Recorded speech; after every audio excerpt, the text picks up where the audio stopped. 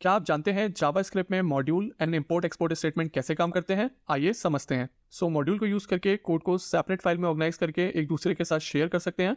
इस तरीके से कोड को मेंटेन करना बहुत आसान हो जाता है और इंपोर्ट एक्सपोर्ट कॉन्सेप्ट की वजह से ही शेयरिंग पॉसिबल है। एग्जांपल के लिए यह SRC फोल्डर के अंदर टेस्ट1 फाइल क्रिएट करी है विद .mjs एक्सटेंशन। अब mjs इसलिए क्योंकि मॉड्यूल फंक्शनैलिटी को यूज कराना है। इसके अलावा अगर आपके प्रोजेक्ट में package.json फाइल है तो उसमें टाइप मॉड्यूल प्रॉपर्टी को यूज करके हम .js फाइल फॉर्मेट को भी यूज कर सकते हैं। अब इस फाइल में फुल नेम वेरिएबल क्रिएट करा है जो वैल्यू tag स्टोर कर रहा है। उसके अलावा गेट इनटू मेथड है जो रिटर्न करा रहा है hello full name, and get age method है जो रिटर्न करा रहा है full name space age equal 1। अब यहाँ हमारा ऑब्जेक्टिव है इस फाइल के वेरिएबल एंड मेथड को दूसरी फाइल में यूज कराना है। उसके लिए पहले इन्हें एक्सपोर्ट कराना पड़ेगा, जिसके दो तरीके हैं। पहला, एक्सपोर्ट डिफॉल्ट फुल नेम।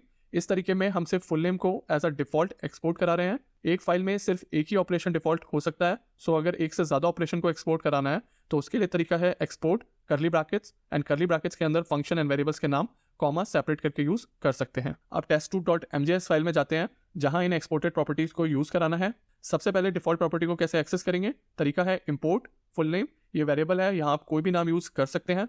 उसके बाद फ्रॉम एंड डबल कोट्स के अंदर test1 फाइल का पाथ। इसके बाद जब फुल नेम को प्रिंट कराएंगे तो आउटपुट आ जाएगा tag. नेक्स्ट, अगर बिना डिफॉल्ट वाली प्रॉपर्टीज को भी एक्सेस कराना है तो उसका तरीका है इंपोर्ट फुल नेम जो डिफॉल्ट प्रॉपर्टी है, उसके बाद कॉमा एंड करली ब्रैकेट्स के अंदर विदाउट डिफॉल्ट वाली प्रॉपर्टीज के नाम। यहाँ इंपॉर्टेंट ये है कि करली ब्रैकेट्स के अंदर आपको सेम नेम ही यूज करना पड़ेगा जो test1 फाइल में यूज करा है। इस केस में get intro and get as.